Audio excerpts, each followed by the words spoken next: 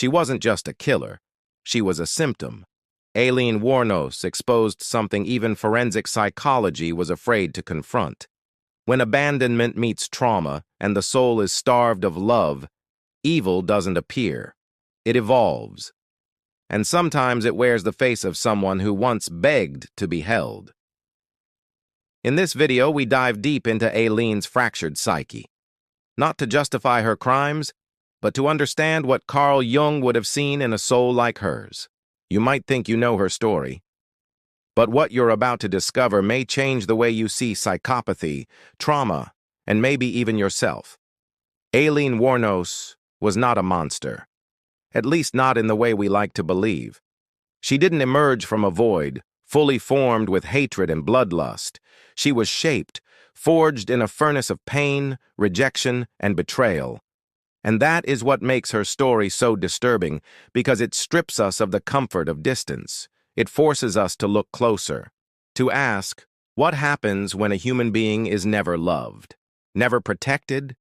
What is born in the soul that has only known violence? Born in 1956, abandoned by her teenage mother, never knowing her father, Aileen's life began with a rejection so primal that it imprinted itself on her identity. Raised by her grandparents, she was soon subjected to sexual abuse by her grandfather, beaten, silenced, and then thrown out into the world as a teenager. At just 11, she was already trading sex for food and cigarettes. Carl Jung would call this a rupture of the self. The self, in Jungian terms, is not just the ego, it is the totality of who we are meant to become. But for Aileen, that center was shattered before it ever had a chance to form. Instead of integration, she lived in fragmentation. Instead of love, she learned survival. And when the human soul is denied the chance to become whole, it begins to split. Her crimes, 7 murders committed between 1989 and 1990, were brutal. But what stood out to forensic psychologists wasn't just the violence. It was her rage. Pure, explosive, uncontrolled rage. She wasn't calculated like Bundy. She wasn't cold like Dahmer. She was fiery, impulsive, chaotic, alive in her destruction. And that confused the system, because systems are trained to diagnose patterns. But Aileen, she was a storm of contradictions. Jung spoke of the shadow, the dark side of the psyche that holds all we deny in ourselves: rage, fear, desire, shame. Most people repress it. Aileen became it. Her shadow wasn't hidden. It walked beside her, spoke through her, pulled the trigger. Each man she killed in her mind became a symbol. Not an individual, a symbol of betrayal, of domination, of every man who had used her, beaten her, raped her, discarded her. And this is where Jung's insight becomes chillingly relevant. Because Jung warned, when the shadow is not acknowledged and integrated, it gains power. It becomes autonomous. It no longer whispers. It screams. And that's what happened to Aileen. The pain she carried wasn't processed or healed. It was personified. Each murder wasn't just an act of violence. It was a ritual of revenge against the masculine archetype that had haunted her since childhood. She said it herself. "I hate men. I hope they get raped." These were not just words of anger. They were the voice of a psyche overwhelmed by projection. She couldn't see men as individuals anymore, only as predators. And to Jung, this is the tragedy of the unexamined unconscious. It blinds us to reality and locks us in our inner wounds. But what terrified forensic psychologists the most wasn't just her trauma. It was how familiar she seemed. She laughed, she cried, she showed guilt. And then, she snapped. This wasn't a woman born without empathy. This was a woman whose empathy had been buried under years of psychological war. And that forced the field of forensic psychology to ask, how do we even define sanity in someone whose life has been nothing but insanity?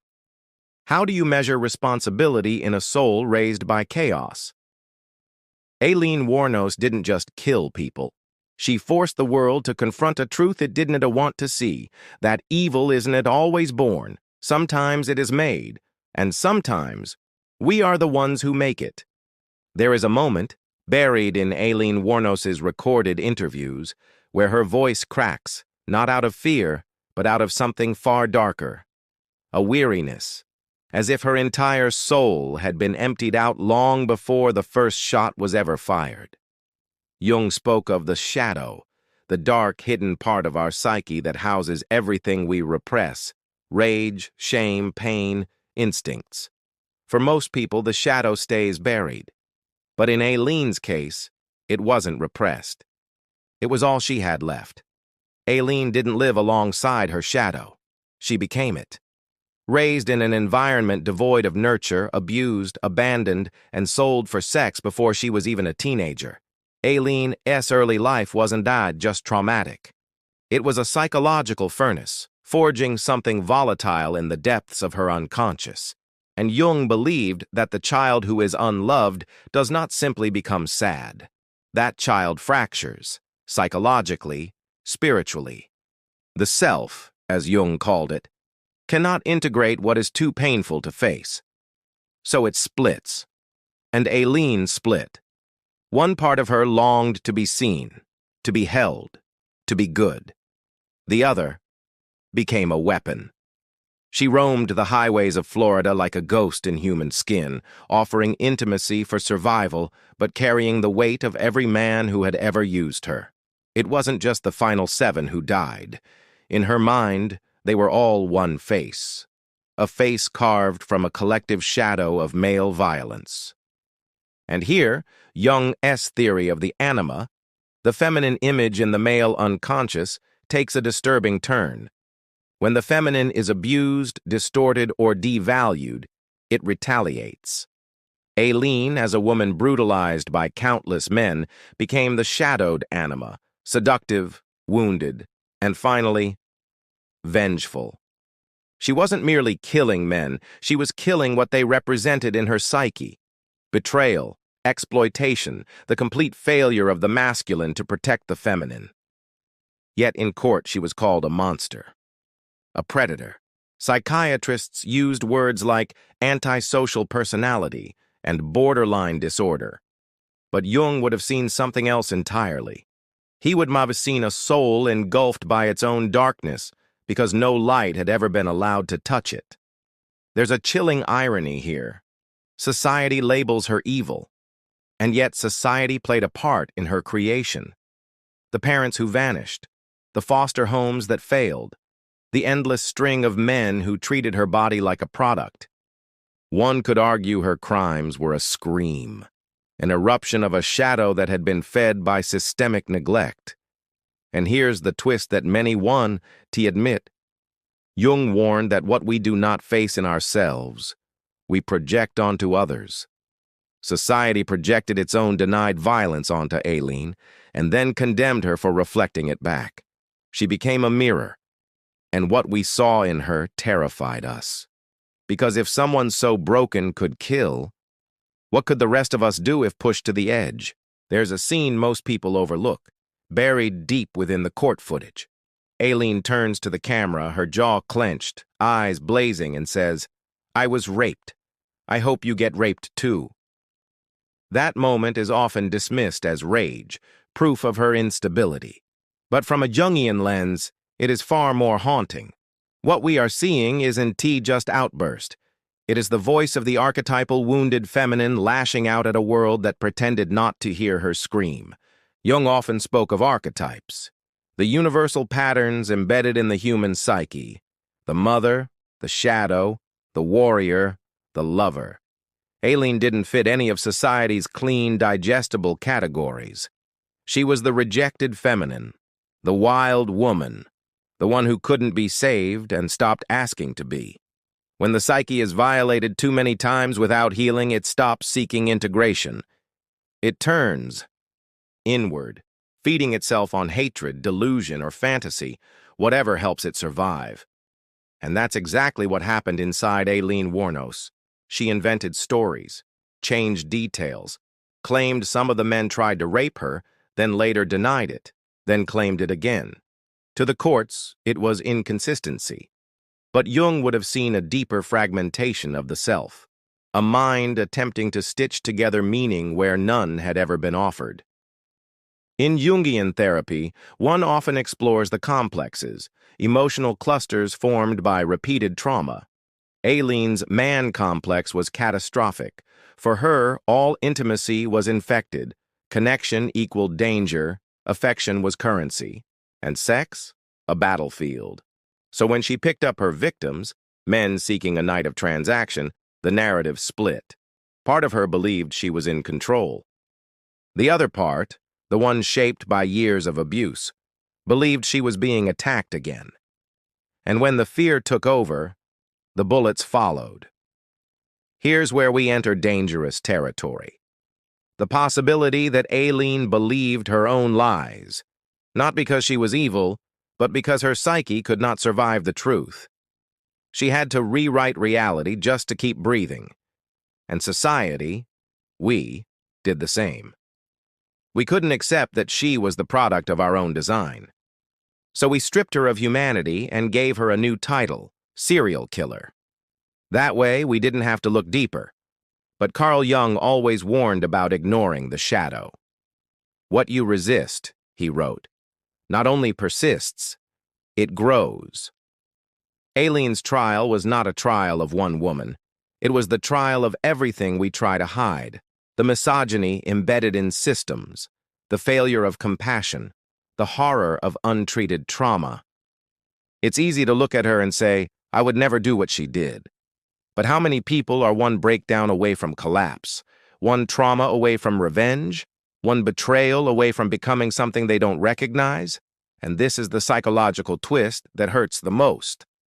Aileen was not a monster pretending to be human. She was a human who became monstrous because no one helped her stay whole. Even her only anchor, Tyria Moore, her lover, eventually betrayed her.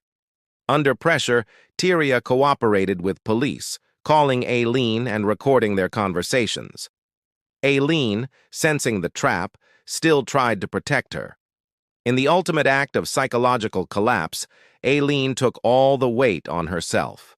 She confessed, said Tyria had nothing to do with it, claimed she acted alone. It was perhaps the final gasp of her original self, the girl who once wanted to be loved. And here's the most brutal irony.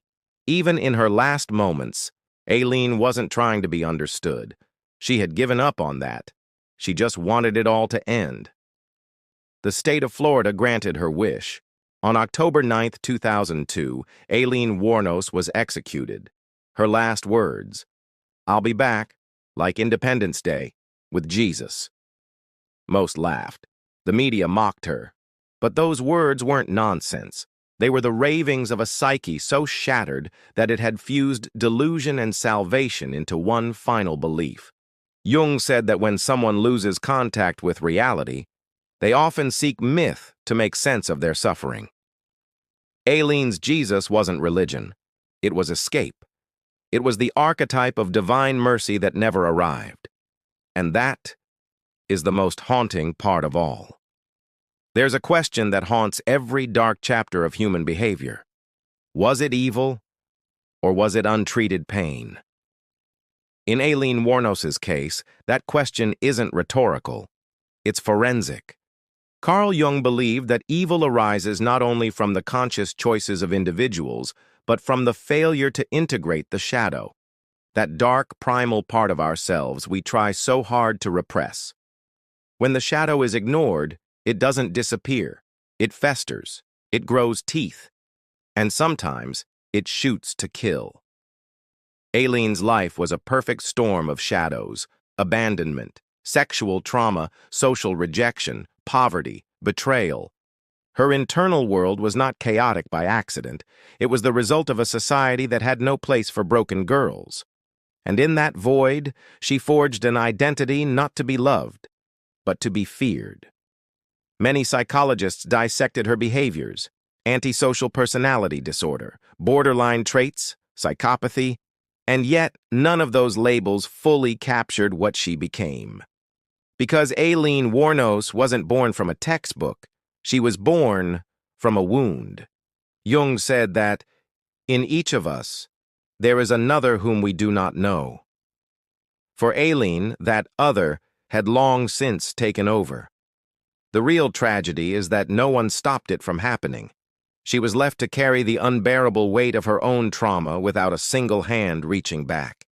And still, something strange lingers in her story. Despite the murders, despite the rage, despite the lies, there was always this flicker of a broken child behind her eyes, a scream no one translated, a mirror we didn't want to look into because it showed us something all too familiar. Jung warned that modern people suffer from the loss of meaning, not just the presence of pain. And Aileen's entire existence screamed for meaning. She needed her suffering to count for something. When that meaning never arrived, she created her own. That's why she said things like, "I'll be back with Jesus," not because she believed she was divine, but because her psyche was reaching for a redemption that the world denied her. And here's the truth.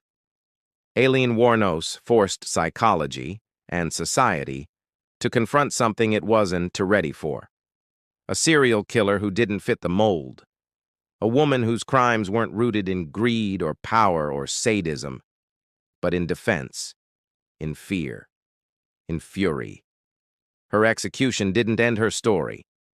It only deepened the silence around it. That's what shook forensic psychology the most. Not just that she killed, but why she killed. Because if we really listen to her story, we begin to understand monsters are not born. They are assembled, piece by piece, from neglect, abuse, and abandonment. And if that's true for Aileen, then who else is walking that same path right now? That's the real terror. In Jungian terms, Aileen's story isn't just individual, it's collective. She represents every ignored warning sign, every broken system, every shadow denied. She is the shadow of society, the one we try to forget, the one we hope stays buried. But Jung would tell you, it won't. The shadow always returns. If not through Aileen, then through someone else, someone we won't see coming, someone we'll label crazy just before it's too late. That's why we have to stop asking the wrong questions. Instead of, was she evil? We should ask, what part of us allowed her to become this? Because until we face that, nothing changes. So, now that you've heard her story, not the one on the headlines, but the one hidden in the wounds, what do you think? Was Aileen Wuornos simply a killer? Or was she the reflection of something far more terrifying and far more human? Comment below if this woke something inside you. If this story cracked open a truth you didn't expect, write "I am" here in the comments. Because this isn't just about her. It's about all of us.